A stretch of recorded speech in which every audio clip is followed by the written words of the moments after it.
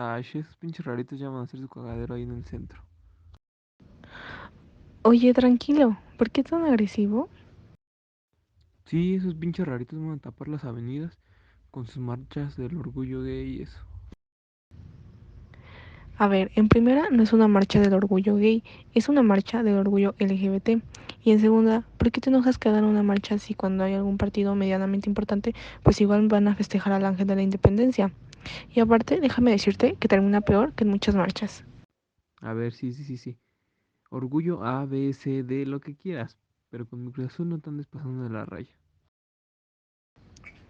A ver, ¿me estás diciendo que respetas más a un grupo de 11 jugadores que una masa de más de 5.000 personas? Es que no entiendes. El fútbol es un arte, es un estilo de vida. Ajá, pero creo que no comprendes muchos temas sobre la sexualidad. Ah, me estás llamando ignorante. Pues tómatelo como te resuene. ¿Qué sabes sobre sexualidad? Pues géneros solo hay dos, y es sinónimo de sexo, y que te gusta la gente del mismo sexo está mal, y es pecado castigado por Dios. ¿Es en serio que acabas de decir eso?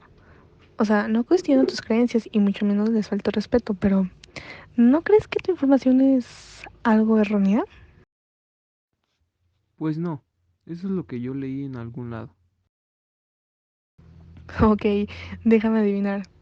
¿Señores de Facebook? No, no, no, no, no, como va en un libro de medicina. ¿Leíste sobre sexualidad y género en un libro de medicina o qué? Ajá, sí, sí, sí, claro que sí. A ver, déjame ilustrarte un poco. Para entender lo que te voy a explicar es necesario que te explique unas cuantas cosas, ¿ok? A ver, el sexo no es lo mismo que el género. El género es un conjunto de características psicológicas, sociales y culturales, creencias, rasgos personales, actitudes, valores, conductas y actividades. Y mientras que el sexo es una característica biológica que depende de los órganos reproductivos de las personas. Y la orientación sexual es el tipo de atracción sexual que siente una persona según el sexo y el género del individuo o de las personas por las que se siente atraída. Ok, creo que entiendo, pero ¿eso qué tiene que ver con las marchas y los raritos? Espera, justo es a lo que voy. ¿Crees que sea justo cuando en el mundo no puedes amar a esa persona que tanto quieres, que quieres casarte con ella, quieres formar una familia, pero la sociedad no lo permite? Te miran raro, te griten que cometes un pecado o que se pasará con el tiempo.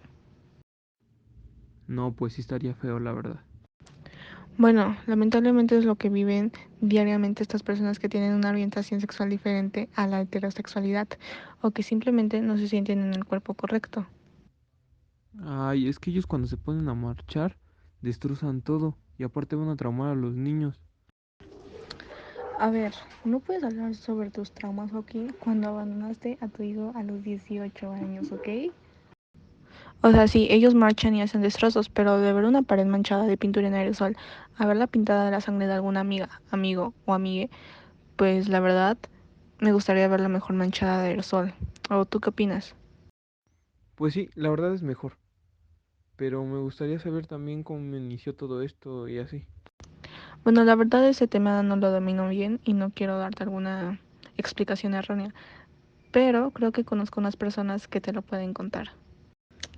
Así que mira, pues yo mientras yo voy a revisar mi Grinder un ratillo y pues tú ilústrate un poco. Acá te explicaremos la historia de este movimiento con dibujos para que puedas entenderlo y puedas respetar a cada persona sin importar color, raza, género u orientación sexual. Hablaremos de nuestro México querido, creado en 1978, el Frente de Liberación Homosexual de México. Un grupo de jóvenes, cansados de ser los raritos, decidieron participar en el aniversario de la Revolución Cubana. Alrededor de 30 personas fueron a esa marcha, dando así el inicio de una lucha contra los conservadores, que al día de hoy sigue.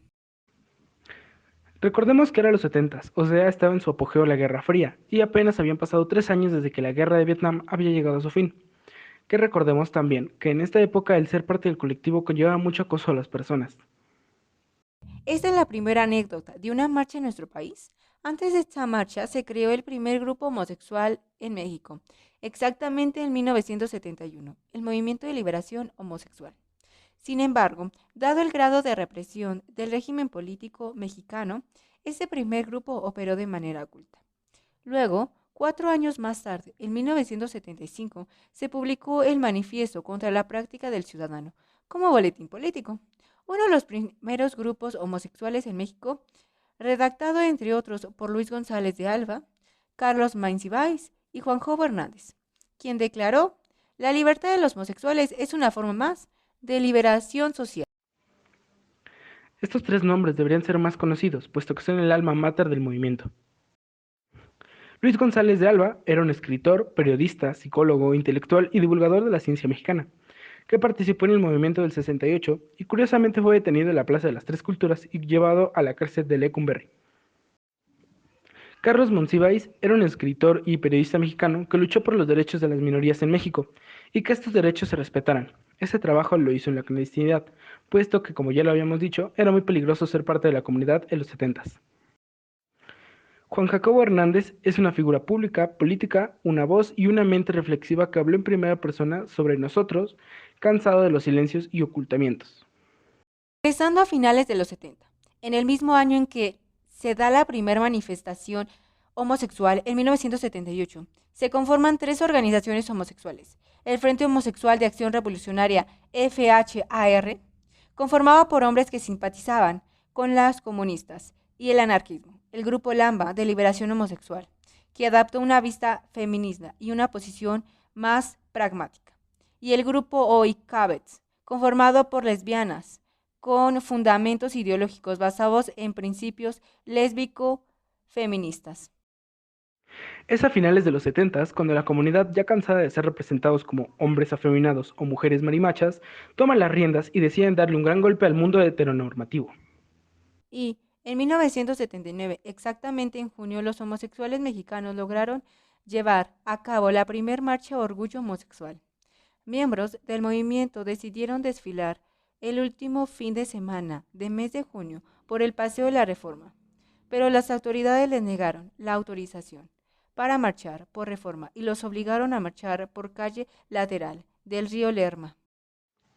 También hemos de decir que a finales de los 70 se fortalece la identidad del grupo por la adición del término gay en vez de homosexual.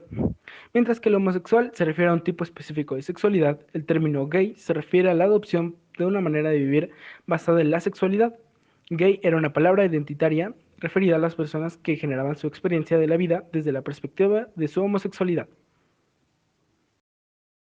Ya iniciando una nueva década, exactamente en junio de 1980, integrantes del movimiento convencieron a las autoridades de permitirles marchar por el Paseo de la Reforma, acción que desde entonces se convirtió en uno de los eventos más importantes y simbólicos de la movilización lésbico-gay en México. Ahora, metiéndonos en terrenos más peligrosos, en 1982, el Comité de Lesbianas y Gays, en apoyo a Rosario Ibarra, CLGARI, el Partido Revolucionario de los Trabajadores, PRT, se unió a la candidatura a la presidencia de Rosario Ibarra.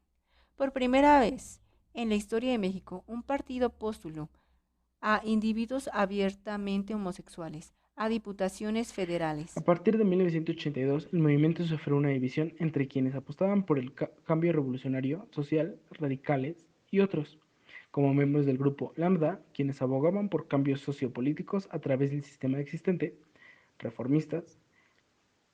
Los grupos Oikabet y Lambda adoptaron una posición feminista. Desde su origen, se consideraban feministas antes que ser lesbianas, una posición en extremo opuesta a la posición de FAR. La inhabilidad de llegar a acuerdos hizo imposible un acercamiento.